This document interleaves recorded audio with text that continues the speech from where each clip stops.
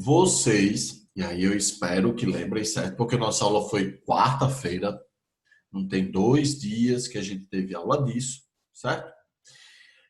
Eu parei na filha do Henrique VIII, né?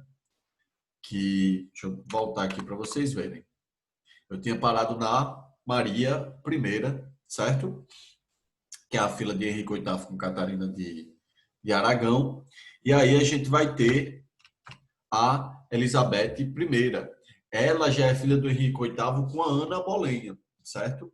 E, como eu tinha dito para vocês na aula passada, a questão religiosa na Inglaterra desse período, né, do meio para o final do século XVII, era muito forte. Então, toda vez que havia uma mudança de governante, uma mudança de monarca, uma mudança de rei, ok? Para, seja pela morte de um, seja por uma transição dinástica ou por qualquer coisa do tipo. E quando esse rei assumia, ele tinha um posicionamento religioso, ele pertencia a uma religião específica, em vez de juntar todo mundo e dizer, galera, beleza, eu sou católico, mas você pode ser anglicano.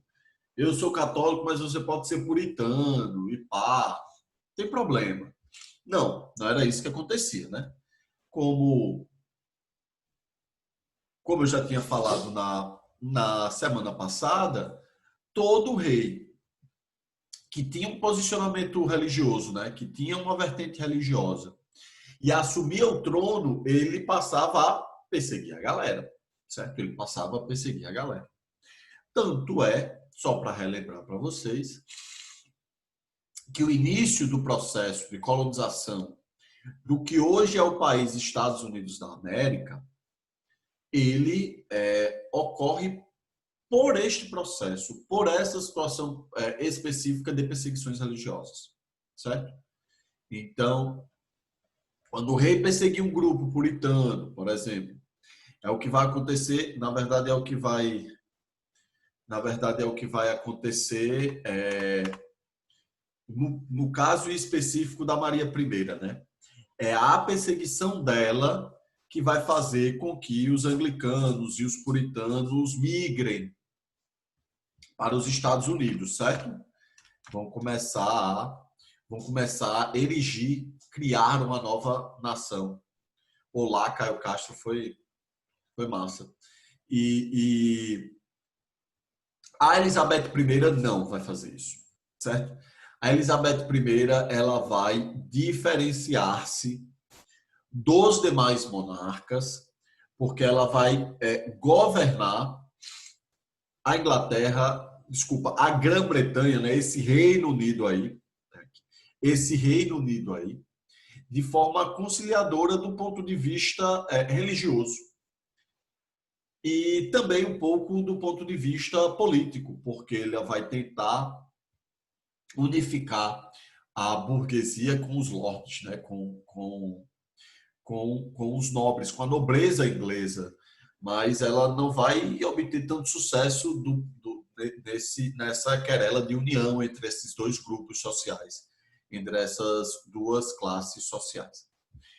No entanto, quando a gente chega no Jaime I, a gente vai ter um retorno do poder absoluto ou da força absolutista do rei. E aí é o que eu quero chegar na parte da dinastia. Vocês lembram quando eu falei sobre dinastia, pessoal? Quando a gente estava falando sobre o nascimento dos estados modernos e do poder absoluto do rei? Vocês lembram o que é uma dinastia? É uma família passa muito tempo no poder. E Perfeito. os sucessores podem ser membros da família, geralmente filhos. Isso, exatamente. Só repetindo o que o João falou, porque ele explicou de maneira perfeita, pessoal. Quando a gente tem uma família nobre, ok, muito poderosa, que por força das armas ela consegue chegar ao poder, e essa família passa um longo período no poder, ele cria o que a gente chama de dinastia, ok? E a partir do Jaime I, a gente vai ter a chegada dessa dinastia dos Stuarts ao poder. E a chegada da dinastia Stuart ao poder através do Jaime I retorna ao absolutismo, retorna ao fortalecimento do poder real.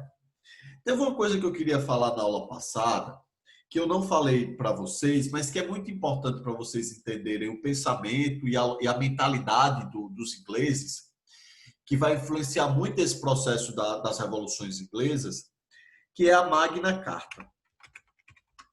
Vocês lembram disso no fundamental de vocês? Ou ninguém lembra do que foi a Magna Carta, pessoal?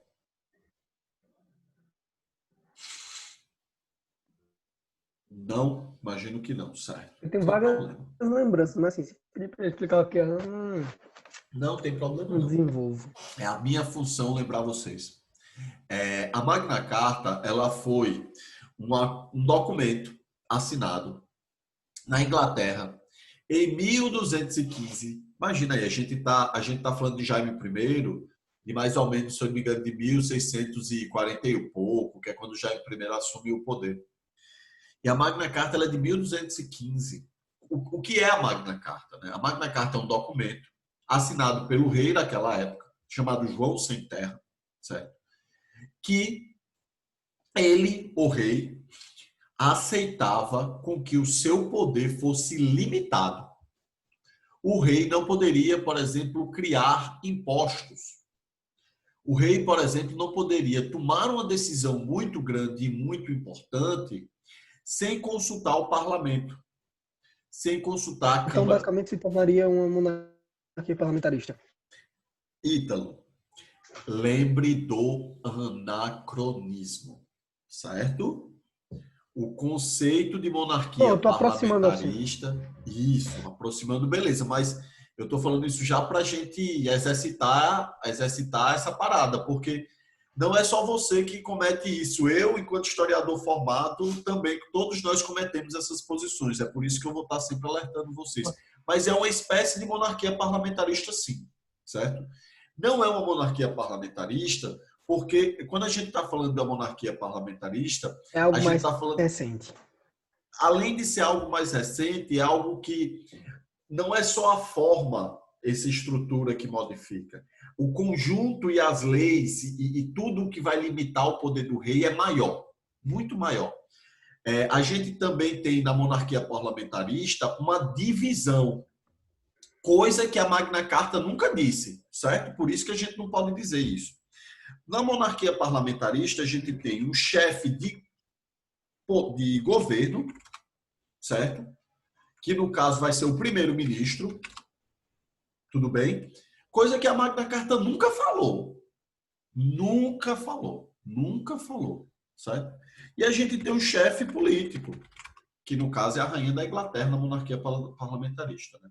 Isso não existia na Magna Carta, certo? Por isso que a gente não pode estar botando os dois no mesmo patamar, na mesma prateleira aí. Tudo bem? Mas sim, é uma espécie de monarquia parlamentarista. De fato, a Magna Carta limita o poder do rei em aspectos que, para aquela população, para aquela galera, era muito importante que fosse tomada de maneira coletiva e não só de uma maneira autoritária pelo rei. Então, a Magna Carta e a mentalidade dos ingleses vai ser muito formado a partir disso. E a gente está falando de algo que é de 1215, meu irmão. A gente está falando de algo que no século XVII já tinha 500 anos, meu irmão. Imagina que são 500 anos de mentalidade se formando naquela população para mostrar que o poder do rei não deveria ser absoluto. Então, por isso que havia muitos e muitos conflitos entre as dinastias e entre os reis na Inglaterra, e principalmente o conflito entre o rei e o parlamento, certo? E o parlamento, por causa dessa Magna Carta, é por causa da mentalidade dos ingleses em não aceitar de maneira mais fácil esse absolutismo.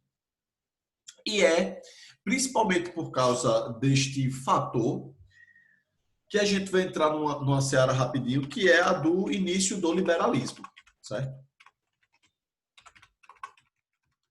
A ideologia liberal, ela é formada na Inglaterra nesse período. John Locke, certo? Adam Smith, essa galera que vai com o Stuart Mill, tem muitos e muitos e muitos pensadores iluministas Adam Smith liberais. é? Como?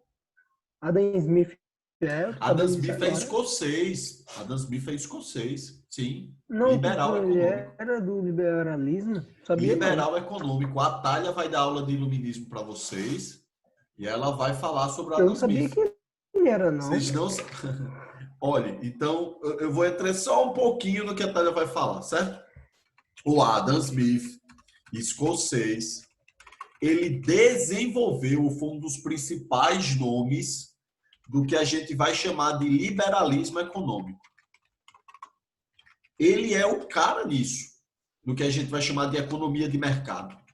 Ele vai escrever um livro chamado Riqueza e Pobreza, A Riqueza e a Pobreza das Nações. Deixa eu botar aqui para vocês. E é nesse livro, por exemplo, que ele vai dizer que o Estado não pode interferir na economia, por exemplo. Que é justamente o que um poder absoluto faz, né? Se a gente está falando de um rei que é absoluto e que manda em tudo, onde ele vai mais interferir vai ser na economia. Aumentando imposto, dizendo, ó, vou aumentar imposto de vocês porque a gente vai para a guerra tal, vou aumentar imposto de vocês por causa que agora eu preciso fazer isso. E não tem discussão, né? Não tem discussão. Então, o Estado, da figura do rei, está interferindo o tempo todo na economia, certo? E essas ideias liberais vão começar a ser propagadas de maneira cada vez mais forte na Inglaterra do século XVII. Vai começar a ganhar forma. Então, os ingleses passam a não aceitar poderes despóticos ou poderes absolutos, reis absolutos. E o Jaime, ele vai justamente na contramão de tudo isso, certo? Ele vai conseguir fortalecer o poder do rei, ele vai conseguir controlar o parlamento inglês, tanto a Câmara do Comum como a Câmara dos Lordes, certo? Ele vai exercer uma perseguição absurda entre católicos e calvinistas, porque ele era anglicano, certo? Ele era anglicano.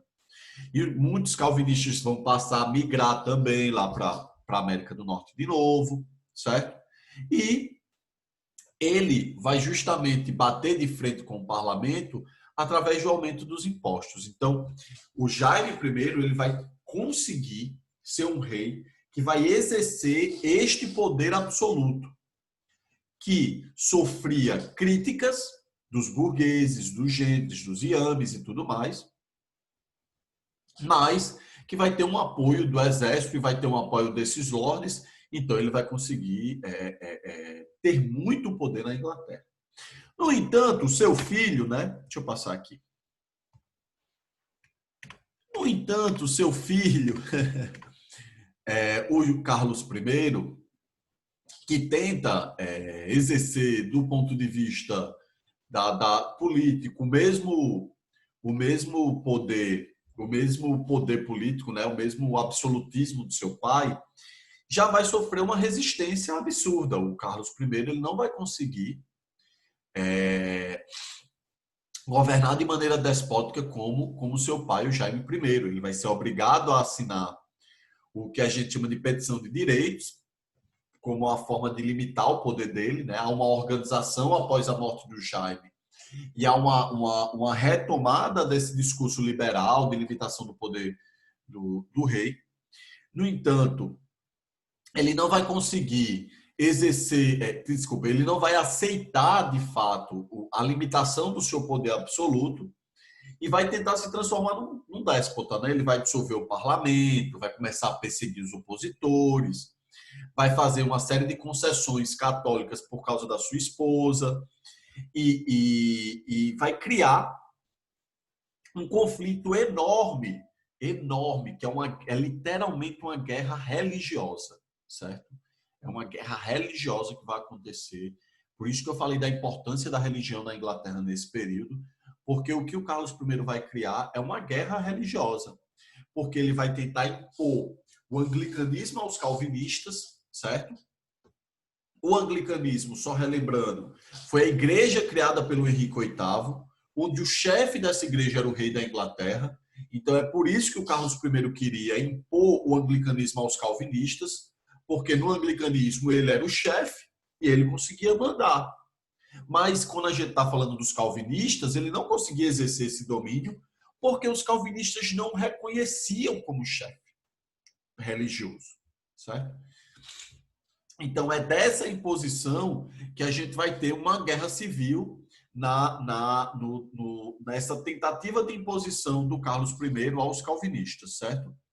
Como ele não consegue ter recursos para isso, ele tenta convocar de novo o parlamento, aquele parlamento que ele tinha dissolvido, para aumentar os impostos e seguir na guerra.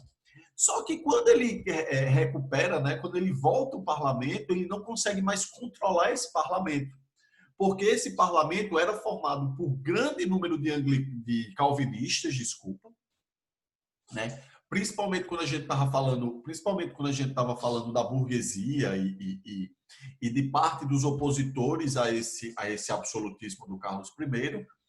E quando ele tenta dissolver de novo, ele não consegue mais dissolver o parlamento e a gente vai ter uma nova guerra civil, certo? E aí o que é que vai acontecer com Carlos I? Decapitado. Ele vai ter sua cabeça cortada mais de 130 anos antes do que o Luís XVI na Revolução Francesa.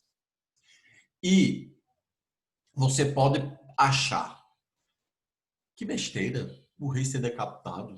Hoje, ó, pode ser normal. Mas, meu irmão, pensa com a mentalidade de uma pessoa, de um súdito do rei, de um inglês, no ano de 1649, velho. Imagina o que é você ver o seu rei decapitado. Do ponto de vista... Uma divindade. Isso, aí é só você lembrar do Bossuet, né? Da teoria do direito divino do rei de governar. Então, o rei era visto também como uma entidade religiosa, quase santa nesse sentido. Então, você decapitar o rei é você pegar o antigo regime, toda essa estrutura que foi montada ao longo desses séculos e por fim a ela, de fato. Você decapitar o rei tem um poder dentro da mentalidade gigantesco para as pessoas, para os grupos que estavam lá e para os outros países também, viu, pessoal? Porque para as outras monarquias, isso era visto como um perigo, como um péssimo exemplo, certo? E aí, o que é que acontece? Aí a gente vai ter o que a gente vai chamar a partir de agora da famosa República Puritana. Quando o Carlos ele é decapitado, certo? O parlamento ele vai escolher o Oliver Cromwell como o chefe político daquele momento, certo? O Oliver Cromwell ele era um navegador, era um militar de altíssima patente, certo? Era um hábil estrategista militar e político e vai conseguir fazer com que o capital inglês vai conseguir fazer com que o mercado inglês e a burguesia inglesa cresça no mundo a partir daí. Era o governo que a burguesia inglesa sonhava. Era o governo que o liberalismo que estava nascendo na Inglaterra naquele período desejava, certo? Ele vai começar a exercer, após um período de tempo, esse controle do político muito forte, certo? Então, se no início o Oliver Cromwell ele surgiu como uma figura republicana e tudo mais, ao longo do tempo ele passa a ser cada vez mais autoritário, cada vez mais, vou dizer agora, ditatorial ou tirânico, é diferente de despótico, porque quando a gente está falando do conceito de despótico, a gente precisa ter o rei, ok, mas a gente não tem o rei agora. Então ele vai ser ditatorial, ele vai exercer um poder político que, como não rei, mas como um ditador. Vai reprimir muita gente, ele vai perseguir alguns grupos políticos, os cercamentos eles vão aumentar na época do Cromwell. Mas, além do domínio da Irlanda e da Escócia, mas o que eu queria focar em vocês é os atos de navegação de 1651, certo? Esse ato de navegação de 1651, pessoas, ele vai ser, digamos assim, o nascimento para a Inglaterra, certo? De todo aquele poder que a Inglaterra vai passar a exercer como a senhora dos mares. Porque esse ato de navegação permitia, né, e liberava para os ingleses, além do desenvolvimento naval, a extensão dos seus domínios para outros territórios. Certo? O lançamento da marinha inglesa, ou não só da marinha inglesa, né? Quando a gente fala de marinha, a gente está falando de tropas, mas da marinha mercante inglesa, no sentido de aumentar o desenvolvimento do comércio e de acumular capital através disso. O ato de navegação ele vai ser essencial nesse desenvolvimento das forças produtivas e do capital inglês a partir daí. E ele vai ser, como eu disse a vocês, completamente ligado à burguesia. É aí que eu quero que vocês reflitam um pouco. Por quê? Calma só, pessoal, um minutinho. Tia, eu estou em aula, tia. Já eu ligo para a senhora, certo? Fale com Dona Fátima, tá bom? Ou com outra pessoa. Então, quando acabar aqui, eu peço. Tá? Beijo. Desculpa, pessoal. E aí, o que é que vai acontecer? E é que vai acontecer com a burguesia. A burguesia, a partir de agora, ela vai se tornar parte uma das principais classes sociais da Inglaterra nesse período. Né? Ela vai ascender politicamente, já que ela já estava ascendendo economicamente, então ela vai governar com Cromwell junto. Né? O Cromwell vai estar sempre atendendo os interesses dessa burguesia. E aí é engraçado, por quê? Porque o liberalismo e essa burguesia, eles queriam, a guerra que eles faziam, né, o debate que eles faziam era: a gente não pode ter um rei déspota, a gente não pode ter um rei absoluto que controla tudo, né? A gente vai lutar e vai combater isso, porque a gente é liberal, a gente quer individualidade, quer liberdade das pessoas. No entanto, quando eles conseguem isso e põem uma pessoa que atenda aos seus interesses, e essa pessoa é uma tirana, e essa pessoa persegue, e essa pessoa ela é ditadora, mas se está atendendo os interesses dela, ó, não tem problema. Entenderam? Percebam como a burguesia, ela não estava muito interessada em uma liberdade jurídica de fato, uma liberdade de vida, uma liberdade individual das pessoas. Tanto é que assim que ela se ascender ao poder e aquele chefe passa a exercer um poder muito ditatorial, ela lava a mão. Ela diz, beleza, deixa ele perseguir os católicos, deixa ele perseguir os anglicanos, deixa ele confiscar os bens, o que importa é o desenvolvimento do meu comércio. Isso ocorre com a burguesia na Inglaterra, pessoas. Isso vai acontecer com a burguesia na França, com Napoleão Bonaparte, ok? Napoleão vai ser um imperador e a burguesia não vai estar nem aí. Isso vai acontecer com muitos governos ditatoriais ao longo dos séculos. Ditadura militar brasileira, por exemplo. A gente tinha um governo autoritário, ditatorial, e a burguesia apoiava. Isso é uma grande contradição dessa classe social, certo? Mentalizem isso, não esqueçam disso.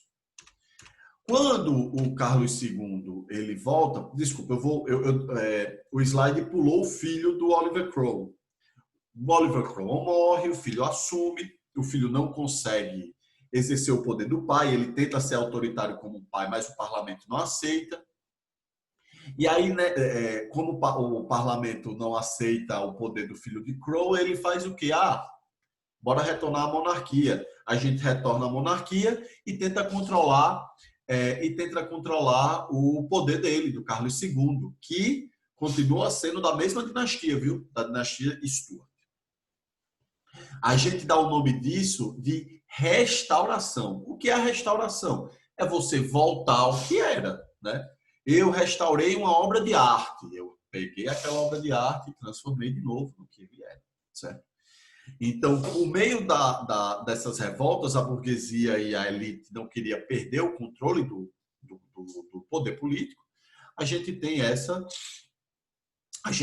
restauração com Carlos II, certo? A gente vai ter, a partir de agora, uma divisão dentro do parlamento inglês nesses dois grupos, certo? O Tory e os Whig, a favor e ao contrário. E a gente tem, até hoje, no parlamento inglês, essa dualidade, né? Partido Conservador e Partido Trabalhista, a gente tem essa mudança, a gente tem essa dualidade aí. É bicameral, mas também é bipartidário. São poucos os outros grupos que conseguem adentrar fora os dois partidões, certo? Então a gente vai ter essa cisão, essa divisão dentro do parlamento. E aí a gente vê o Jaime II com essas tendências absolutistas, tentando fazer com que a monarquia inglesa retomasse aquelas características de poder. Então vejam bem, a gente vai ter, só para retomar para vocês, para que vocês não se confundam. A gente tem a Magna Carta de 1215, tentando limitar o poder do rei na Inglaterra. Essa Magna Carta, ela existe até hoje, mas os reis não seguiam ela necessariamente, ou todos os reis não seguiam ela. Então, tinha rei que aceitava, tinha rei que não aceitava, e assim ia. Quando o rei não aceitava, a tendência dele era de se tornar absoluto, ok? E aí muitos e muitos reis ingleses, eles foram absolutos de fato, certo? Só lembrar do Jaime, do Henrique VIII, da Elizabeth e tudo mais. A gente vai ter uma guerra contra o Carlos I, certo? Para acabar com esse absolutismo. Os burgueses, né, são vitoriosos nessa guerra. O Oliver Cromwell passa a comandar a Inglaterra aí, né? Só que ele vai passar a concentrar poder na mão dele e a se tornar cada vez mais autoritário. Tudo bem?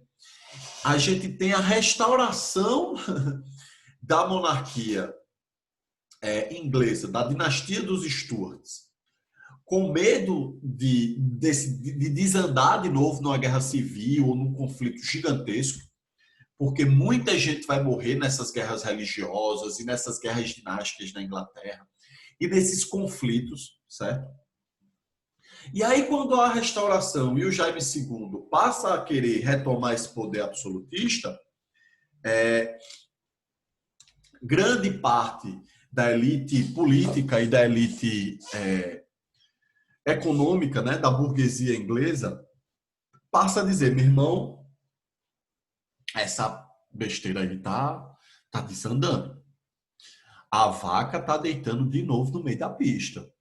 A gente fez a restauração aqui, esperando que o poder do rei continuasse limitado, porque a gente tinha Magna Carta, que a gente já decapitou um rei, porque esse rei queria ser absolutista, certo? A gente botou outra pessoa no poder, a gente tirou a monarquia para ver se esse autoritarismo ele acabava, e esse autoritarismo não acabou.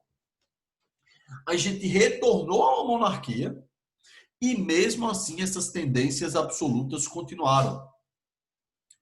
Então, quando a gente tem, antes de chegar na Revolução dos Gloriosos, o Jaime II, o que é que a burguesia vai fazer? O que é que essa elite vai fazer? Eles vão pegar o poder político do rei, ok? O poder político do rei, e eles vão oferecer esse poder a uma pessoa de outro país, a um monarca de outro país, que vai ser o Guilherme III. Isso é muito louco. Ele faz, o parlamento e a elite econômica inglesa, ela chega e fala: Guilherme de Orange, ele era monarca na Holanda, certo? Ele era um dos candidatos a monarca na Holanda. Guilherme de Orange, você é estrangeiro, certo? mas eu aqui, ó, parlamento, estou oferecendo a coroa britânica para você. Você tá afim? Aí o Guilherme disse, oxa, claro que eu tô afim. Quero muito ser rei. É claro que eu vou. Eu topo. Vamos entrar nessa empreitada. Aí o parlamento chega. Você quer? Beleza. Porém, para que você exerça, para que você assuma a coroa, você vai ter os seus poderes limitados. E quem vai limitar o seu poder vai ser o parlamento. Por isso, pessoal, que o nome dessa revolução é Revolução Gloriosa. Porque diferente de todos os outros processos revolucionários que aconteceram na Inglaterra, que foi na base do sangue, da arma, de mortes e de conflitos entre ingleses, essa revolução não vai ter um tiro disparado. Vai ser um acordo feito entre o parlamento com o rei estrangeiro Guilherme III, Guilherme de Orange, né? Que da união do parlamento com esse rei, a gente vai ter a Revolução Gloriosa sendo feita, certo? O parlamento vai limitar o poder do rei como? O parlamento vai limitar o poder do rei através do que a gente vai chamar de cartas de direitos, ou do Bill of Rights.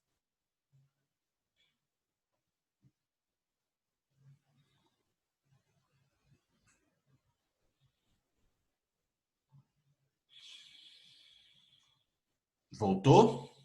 Vocês estão me vendo? Sim. Vocês lembram onde parou? Onde parou? Pessoas. Eu falo que a revolução não teve muito disparo. Certo. Beleza. Estão vendo o Guilhermezinho. Beleza. Então, o que é que a gente vai ter? Por isso que o nome é da Revolução Gloriosa. A gente vai ter o parlamento, que vai passar, naquele período, a ter um poder absurdo, certo? Ele vai convidar o Guilherme III e vai dizer, ó, se você aceitar ser rei diante dessas circunstâncias, a gente faz o acordo e você vira rei, meu amigão. E o Guilherme III, naturalmente, gostou da ideia e assinou essa ideia. O que era essa ideia? Essa ideia é o Bill of Rights. É o que a gente chama de cartas de direito, certo? E é justamente o que a gente vai ter de o que a gente vai chamar agora de monarquia parlamentarista, certo? Agora sim a gente pode chamar de monarquia parlamentarista. Agora a gente vai ter as características de uma monarquia parlamentarista. O rei reina, né? Mas ele é o chefe do Estado, ele é chefe de Estado, ou seja, ele é um chefe político, certo? Botei política. É o chefe de Estado, mas ele não é o chefe de governo. Quem vai ser o chefe de governo? Primeiro-ministro. O cara que vai ser escolhido pelo parlamento para governar. Tudo bem? Teremos a liberdade de imprensa, o rei não vai poder mais criar impostos, então é o parlamento que vai controlar isso. A gente vai ter agora, finalmente, a limitação, né? O respeito ao que a gente vai chamar de liberdade individual. Dentro disso, a gente tem a liberdade religiosa e ao direito de propriedade, característica do liberalismo, certo? O liberalismo nasce com a Inglaterra nesse período. E também, outra característica do liberalismo político, o direito do habeas corpus, que é você poder se defender daquela acusação que você está tendo. O júri popular também visava limitar o poder do rei nesse sentido, para que não houvesse um abuso do poder, seja por parte do juiz, de maneira direta, seja por parte de quem manda naquele juiz para condenar aquela pessoa. Então, é um júri popular que vai decidir aquilo, certo? E aí a gente tem o final desse processo que a gente vai chamar de revoluções inglesas. Tudo bem, pessoal? Vocês possuem alguma dúvida nesse assunto? Não, professor, tá bem tranquilo por enquanto. Existe alguma curiosidade, algum detalhe? É massa vocês sacarem essas revoluções inglesas, porque é nela que vai nascer todo esse discurso liberal que a gente tem hoje, certo? Se você fala de privatização, por exemplo, você está falando de privatização e você pergunta ao cara que defende a privatização e chega, por que você quer privatizar? Ele vai dizer, eu sou liberal, para mim o Estado não pode intervir na economia e o Estado ele tem que ser o menor possível. O Estado tem que ser pequeno. Quanto menor é o Estado, melhor vai ser o mercado. E para aquele liberal econômico, é o mercado que vai ditar a vida dele. É o mercado que vai estar exercendo de maneira descentralizada o desenvolvimento daquela sociedade, certo? Então, esse ideal liberal, seja no campo político, que é o que vocês vão ver com John Locke, seja no campo econômico, que é o que vocês vão ver com Adam Smith, com Stuart Mill e essa galera liberal, ela está justamente ocorrendo na Inglaterra nesse período. Ali vai ser o laboratório dessa galera. É aí onde eles vão escrever, por isso que eles vão escrever tudo aquilo. Beleza, pessoas? Tá de boa? Tá tranquilo? Tá favorável?